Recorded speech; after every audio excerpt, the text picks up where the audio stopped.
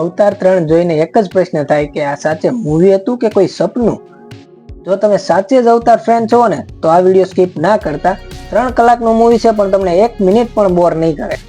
Finally મિત્રો મેં અવતાર ફાયર એન્ડ એશ મૂવી જોઈ નાખી અને હું આ મૂવી જોઈને એટલું તો કહી શકું કોને આ મૂવી ગમશે અને કોને નહીં ગમે. ફિલ્મની સ્ટોરી મિત્રો સીધી બીજા ભાગ જ્યાં પૂરો થયો હતો ત્યાંથી જ ચાલુ થાય છે, જેમાં નેત્રી, જેક્સલી અને તેમનો પરિવાર હજી પણ દુઃખ અને બદલાની આગમાં હોય છે, પરંતુ ખતરો હજી ટળ્યો હોતો નથી.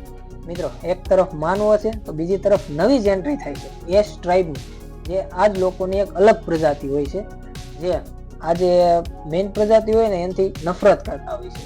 એટલે તે શું કરે, માનવો સાથે મળીને તેના પર હુમલો કરે. સાથે સાથે એક મોટું ટ્વિસ્ટ થાય છે કે સ્પાઈડર હવે છે ને આ પ્લેનેટ ઉપર શ્વાસ લઈ શકે છે. આ જોઈને માનવોમાં ખૂબ જ ખુશીનો માહોલ છવાઈ જાય છે, કારણ કે હવે છે ને માનવોને આ પ્લેનેટ ઉપર માંસ વગર રહેવાની આશા દેખાય છે સ્પાઈડરને જોઈને.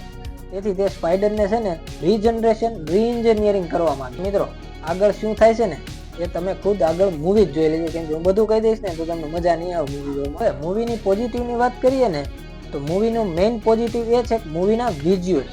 હવે આવા વિઝ્યુઅલ્સ તો તમે બહુ ઓછી જ મૂવીમાં જોયા હશે. ફાઇટ સીન, ફ્લાઇંગ એક્શન, નવા રેડ અને maroon colour, under water scene અને વરાંગનો લુક, વોલ્કેનો સીન, બધું જ આંખોને શાંતિ આપે ને એવું છે.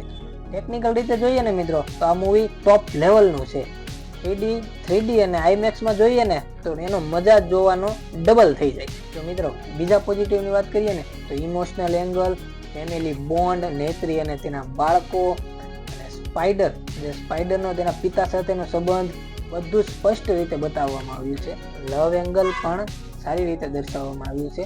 અડલ્ટ સીન એટલા બધા નથી કે મૂવી ખરાબ લાગે. હવે મિત્રો નેગેટિવની વાત કરીએ ને તો સ્ટોરી થોડીક રિપીટિવ લાગે છે અને જે ક્યાંક ક્યાંક છે ને પહેલી અને બીજી મૂવીની એવો ફીલ આપે છે. અને મિત્રો વિલનને થોડોક હજુ વધુ પાવરફુલ બતાવવાની જરૂર હતી અને માનવો સાથેની જે ફાઇટ છે ને તેને પણ થોડીક વધુ સ્ટ્રોંગ બતાવવાની જરૂર હતી. અને મૂવી જે છે ને એ 3 કલાકથી વધુ છે, પણ જોવામાં તમને ક્યાંય પણ બોર નહીં લાગે એવી મારા તરફથી ગેરંટી છે. ફાઇનલ વર્ડ્સમાં કહું ને મિત્રો તો જો તમે અવતાર ફ્રેન્ચાઇઝના ફેન છો અને જો તમે વર્ચ્યુઅલ દુનિયાની જે મૂવી જોવાની ગમે છે તમને, તો તમારે આ મૂવી ચોક્કસ જોવી જોઈએ, અને એ પણ સારી સ્ક્રીન પર 3D અને અથવા આઈમેક્સમાં જોશો ને તો તમને વધુ મજા આવી છે. મિત્રો મારા તરફથી આ મૂવીને હું 8માંથી 10 નંબર આપું છું અને મસ્ટ વોચ ફેમિલી મૂવી છે, જરૂર જોઈજો અને તમને પણ મજા. તો મિત્રો વિડીયો સારો લાગ્યો હોય તો લાઈક, શેર, સબસ્ક્રાઇબ કરતા જઈજો. તો મિત્રો મળીએ નવા વિડીયોમાં, ત્યાં સુધી જય શ્રી કૃષ્ણ.